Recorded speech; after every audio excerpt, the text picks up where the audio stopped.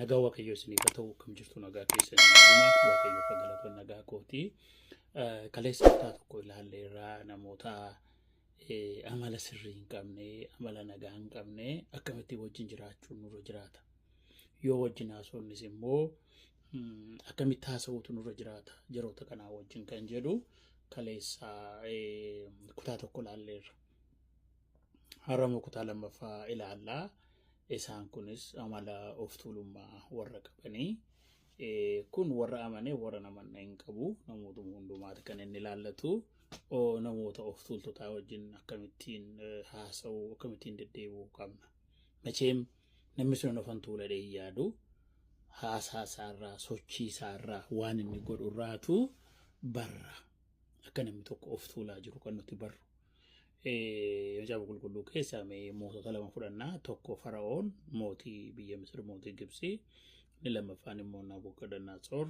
mootii warra Baabiloon waaqayyo magaalarraatti of tuulan of kaa'anii jechuudha baay'ee ol of qabanii akka waaqaatti kan isaan ilaalaman Fara'oon waan itti sagadamuu an waaqa jedhu dur biyya keenyatti Heelisee waaqayyo gaditti Heelesillaasee nagaa jedhu namooti akka waaqaatti ilaalamu turan mootonni Roomaa Qeesaar faan kun itti sagadamaa kanaafitu wantoonni Yesuus gooftaadha Qeesaar gooftaa miti dhaadannoon isaanii kan ture akkuma kan Nabukadnezar baay'ee of tuula naaf sagadaa jedheeti amma guyyaa 30 naaf sagadaa jedheeti yeroo sana Meeshak Shadraak kan didan yoo banneen banna malee sagannoodhani fakkiin dhaabeefis naaganaafi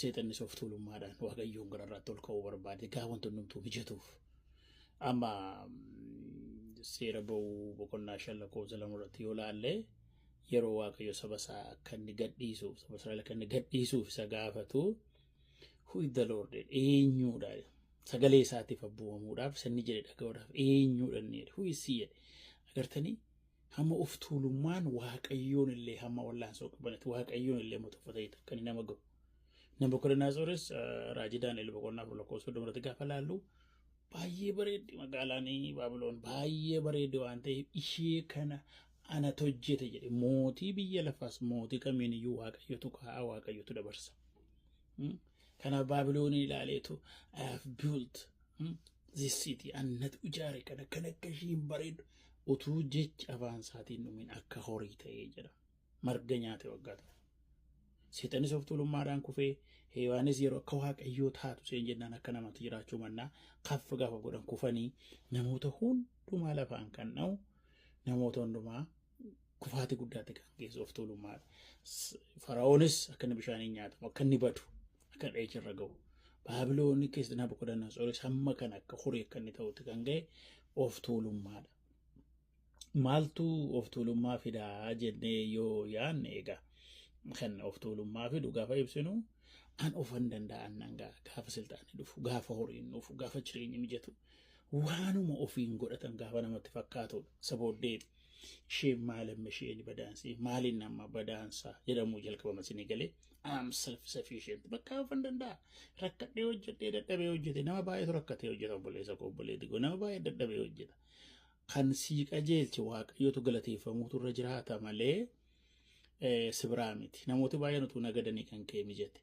namooti baay'een utuu baratanii si wajjin digirii maastersii qabaniitu ati carraa argatte hojiidhaaf jechuu kooti suras qabaadhu waaqayyo suras ifa ta'u karaa kamiin iyyuu ta'e jechuu kooti ana biraa ta'e wanta jennu hin qabnu kana believe me dhugaa sa'uudhaaf yoo ta'e waaqayyoof iddoon laannu yoo ta'e ati amantee dhiiste waaqayyo gatii si kaffalchiisa mastin of tuuluun jechuu kooti naa kanaafi ulfina amma sana ga'u isaanii kennee isa waaqayyo eenyuunni jechuu jalqaban nama kamiif isin dhagaani waaqayyoof isin dhagaani gaafa of tuulan namni jechuudha kanaadhaaf anatu beekaa anatu danda'aadha anatu waan hundumaa waan ofiin godhan fakkaataniitu isa isaanii gattee xinnoo jiru tuffachuu jalqabu nee biraan immoo akka isaan darbuun barbaadan nee biraa isaanii qixxaatayyuu sodaa isaanii ta'aa deebi'ee waan isin wajjuu goote kanaaf macaafa fakkeenyaa boqonnaa 16 lakkoofsa 18 irratti kufaatii dursti of tuulummaan jedha namni gaafa of tuulu kufuutu dhiyaate jechuudha kufuusaatu gahe kanaaf of tuulummaarraa of eeggachuun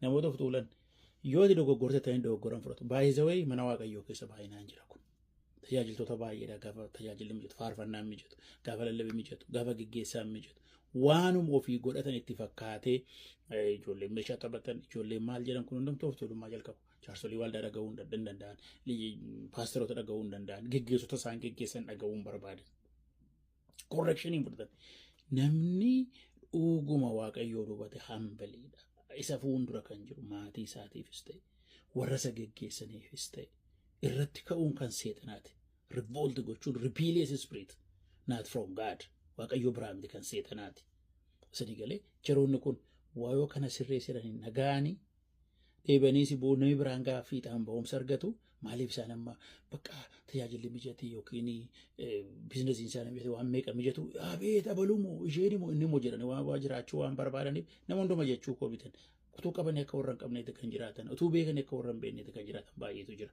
yeroo al tokko tokko warri kaf of godhan jiru waan ta'eedhaafi ana of tuulaadha jedheen dhufuuf garuu isheen maal beekti inni maal beeka tuffachaa gaafa hundumaa nama hundumaa tuffachaa deemu namni sun of tuulaa jira jechuudha.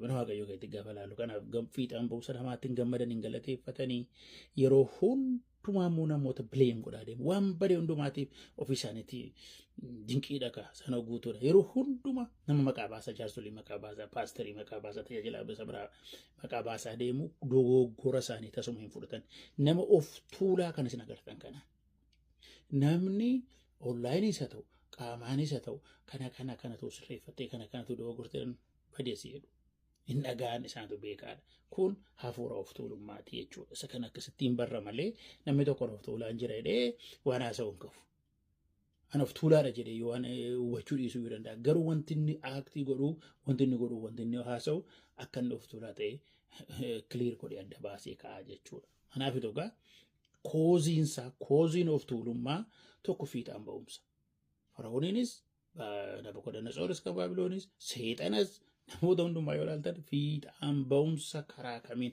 success sikeetii gaafa argatan yeroo sanaadha jechuudha. Lammaffaan immoo paawuriidha. Waraananii isa dhufan namni filatee isa kaa'u. Namni silxaana qabate tokko maaliifitu yeroo baay'ee namoota warra kaan ajjeese warra kaanidha. Inni duwwaan ol bahee mul'achuu barbaada karaa hundumaa. Warri caakkaa jiran warri jiranis biyya mootummaa bushaa isa kan mootummaa addunyaa tanaasaa jiran akka biyya keenyaatti seenaasaa jiru jechuudha. Isaaniin kan qixxaachuu barbaadu yartuutu dhiisa biraa ajjeesu biraa hari'u biraa maal godhu. Ofiima isaaniitii daraaranii bakka paawurii agartanii namni itti bu'u waan itti fakkaatu qabu. Limiitiidha waaqayyo kennaa waaqayyo fuudha. Gara waggaa lamaatti isaa ol sirriitti kan bushee isa booddee waliin dha'ee gara waggaa 38 waliin dha'aa hafuura hamaadhaan kan inni bushaa ture. Garuu dhumarratti of ajjeesee bade. Kanaafuu waanuma ittiin bu'amne fakkaatachuu kooti. Kanaaf fiixaan ba'umsiniif silxaanni namoota gara of tuulummaatti oofa yeroo hundumaa jechuudha. Waaqayyo kenne waaqayyo fudhata borduu nan danda'a yeroo yaraa booddeen harkaa fuudhamuu danda'a jedhanii waan hin yaadnee fi anta shabaliidha bakka isaan waama namni bakka.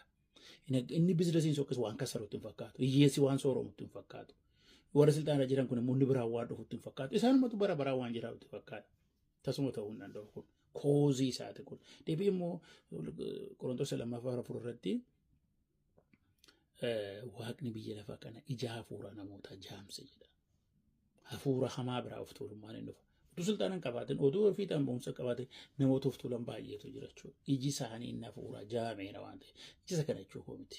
Spiritual saayitiin isaanii arguu hin danda'u jechuu kooti. Na kanaafi gad of qabuu hambel ta'uu wallaaluu jechuu kooti. Na isa kanaaf utuu hin beekin namni seera keessa deebii boqonnaa 8:17 lafa duwwaa keessatti isin qoree isin dabarsee isin ilaalee jedha. Waan baay'eedhaan mannaa isin yarchaasaa waan baay'ee isin godhaan ture.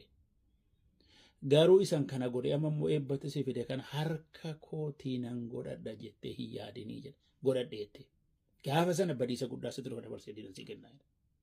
Ana biraa ta'e jettee hin yaadin. Ijoollee Israa'eliin yeroo nama waaqayyo kan akeekkachiisu gaafa biyya jettee galte gaafa sii darbe gaafa hundumaa wanti hundumtuu sii ta'e akkanan dagadde of eeggatu jedhe akeekkachiisa waaqayyo. Isin galee jechuudha nama goyyoomsa qabeenyi nama goyyoomsa silxaanni nama goyyoomsa. Waan ofiin argatan waan ofiin fidan fakkaata miti waaqayyo biraati yeroo baay'ee yeroo sii mijatu baay'ee gadi jettee waaqayyoon galateeffachuuf waaqayyo iddoo kennu sirra jiraata. Isa hafuurri hamaan immoo ija namootaa yaada hafuura namootaa qabe immoo maqaa Yesuus Kiristoosiin kan rukutame haa ta'u kana kadhachuu barbaachisaa. Waldaa keessatti kennaan tokko kan ka'e miti. Kennaan kenname yoo faarfattate yoo meeshaa taphattate taalentii akkasii yoo lallabdate yoo paasterii taate maal taate tokkumti kan si biraa ta'e hin jiru. Keessumatti warri waldaa geggeessan keessumatti luboonni saba keessan kasastu yoo ta'e kuftaniittu isin yoo dhaqe geggeessaa ta'uu hin danda'u. Tikseen tokko biyya Sooriyaa biyya Israa'el kanatti hoolaa kuma tokko fuuldura deema namoota biraa duukaa goruu dhiiste hoolaan duukaa deemti. Dhaqee bishaan biraa dhaabate nuddi marga biraa dhaabate nyaatti. Keessumatti tikseen kun hoolaa komata yoo ta'e yoo isheen baddee dhattee marga nyaachuu iddoo tokko dhatti yoo komata isatu nyaachuune waan ta'eedhaaf komachuu hin danda'u. Tajaajilaan geggeessaan lubi sabi kun wayittiin jiru sabi kun kana kufeera bakka yoo dhaqe. Maal ofii of tuulummaa keessa jira isin eegateedha ijoollee kan biraa tuffata. Barsiisuuf, geggeessuuf, gaafachuuf, jajjabeessuuf waaqayyo si kaase malee akka saba kana tuffattee akka saba kana maqaa baastu miti. Sabi sun waan barbaadan siin jechuu danda'u ati garuu miti. Naa kanaaf kan hubachuun baay'ee barbaachisaadha jechuudha dhugaa sa'uudhaaf yoo ta'e waldaa keessa of tuulummaa baay'ee goota. Geeddaramuu danda'u geeddaramuu danda'u maaliif cabsee geeddara waaqayyo. Nabukadanaasoriin horii isa godhee isa booddee wanti hundumtuu waaqayyo biraa akka kennamuun barii gaafa ni jedhu sammuutti deebisee isinii galee jechuudha. Hambale isa godhee Daani'el boqonnaa 4:37 wanti hundumtuu waaqayyo biraa akka kennamuun hubadhee jedhe. Namni mootiin waaqayyoon hin beekne waaqayyoon baree jechuudha. Leewwota 26:19 irrattis immoo nan cabsa jedha warra of tuulan irree isaanii cabsaa jedha. Al tokko waaqayyo kufaate keessatti na barsiisa. Nama nan sirradhu jedhe caccabseesa barsiisa wanta meeqa keessa jechuudha. Kanaaf waaqayyo ittiin morma waan ta'eedhaaf yeroo namoota akkasii wajjin haasoftan yeroo namoota akkasii wajjin walitti dhufeenya qabaattan jireenya keessan godhuuf qaama jiraadha. Waaqayyo ittiin morma warra akkasiitiin waan ta'eef isin fuula waaqayyo duratti gadi jedhaatii haasaa keessan limiit godhaa. Baay'ee jiinaa seenaa daameeji isin godhu namoota akkasii karaa qabeenya biizinasii yoo ta'e atistu kana gochuu dadhabee jedhanii dachii gadi isin taasa'u karaa kamiin iyyuu fudhataa jilaas karaa maatis yoo ta'e waan ta'eef namoota kanaa wajjin haasaa keessa limiit godhaa yeroo gabaabaa haasaa waama dhugaa sirka jiru haasaa dhiisaa argumentii keessan galanaa wajjin kirikrii keessan galanaa jechuudha. Waaqayyo warra akkasiitiin hin mormaa. Deebi'ees immoo ego battles jechuun maalan isoo kana maaliin ittiin dorgomta manoo siltaana qabu tokko siltaana hin qabdan nama baay'ee soorama yeroo tokko sana hin qabdan maal ittiin haasoftanii isaanii dorgomuu dandeessu. Ilma baabaluu ana moosa jedhuudhaaf yoo ta'e malee jaroota kana waan isittiin dorgomtan tokko hin jiru. Waaqayyoon qabdu namni waaqayyoon qabe immoo hundumaa qabaa jaroota akkasii wajjin dibeetiin geggeessina kirikiriin geggeessina. Isaantu beeka waa'ee siyaasa isaantu beeka waa'ee biizinasii isaantu beeka akkasitti yaadu isiniin jechuu pozishinii akkasitti nama yaadu waaqota siin nagahee nama hin jenne ittiin falmitanii waan tokko waan feddan hin qabdan. Isin hirkan jiru qabeenyi sunis silxaana sunis hirkan jiru waan ta'eef maal gochuu dandeessu jechuudha. Nama sanaa namoota akkasiitiin dhugaa jiru haasa'aati Yesuus Kiristoos takka isaanii wajjin kirikiriin uumu. Keessa isaanii buta waraabessaa akka ta'e fariisotatti himu. Fariisonni of tuuloodha baay'ee. Itti hima akka isaan dogoggora keessa hin jiratti himu. Dhiisee sokka. Isaanii wajjin kirikiriin barbaachisu waan ta'eef maal jedhe Maatewos boqonnaa 23 irraan argina. Araaran beekan, jaalalan beekan, dhiifaman beekan. Isinii inshilaala keessaa illee kurnaffaa kaffaltuu dimbilaala keessa that's good gaariidha. Garuu kanarra kan caalu araara dhiifama. Isin galee garuuf qabuu ture garuu kanan beektanii dheettee deema jaamaa geggeessu jedhanii jechuudha. Kanaaf isaan kanaan yoo gadoof jedhan hubatanii waaqayyo isaanii taraara godha yoo ta'u baatee waaqayyo caccabse garaa sirreessu beeka kadhachuuf irraa kan hafe namoota akkasiitiin wallaansoo qabuun isin hin barbaachisu. Har'atti gaafatti faroomsin ogaa ati namoota aboos qaban qabeenyas qaban namoota taris caalanii wajjin hin dorgomin yoo isaan wajjin dorgomuuf yaadde haasa sanaa sana fuula kee cabsa waan ta'eedhaaf dhugaama jaalalaa wajjin haasa'ii dhiisi malee ati waaqayyo iddoo kenni malee isaan kanaaf kompeer of hin godhin. Kennaan sii kenname ayyaanni sii kenname immoo si biraa miti waan ta'eef jabina kee miti ati baay'ee kadhattee maal jettee miti waan ta'eef ayyaana waaqayyooti iddoo kenni waaqayyoon galateeffadhu dhiisi jechuudha. Deebi'ees immoo yeroo waaqayyo baay'ee si eebbisu waan hundumaa si mijeessu waaqayyoon galateeffadhu malee haasaa of tuulummaan haasa'in warra biraa tuffachuu keessa hin galin. Akkasiin kana ofitti horomsan hin barbaada. Hunduma gararraa waaqayyoo wajjin walitti dhufeenya qabaadha. eenyu wajjin hin dorgomina. Atashaaraan kee adda, fuulli kee adda, lakkuun illee wal fakkaate malee tokko miti. Waaqayyo adda godhee si uume. Siif kan qoodame jira, nama sanaaf kan qoodame jira. Saa'ol alaa nyaatullee dhabee ala naanna'a.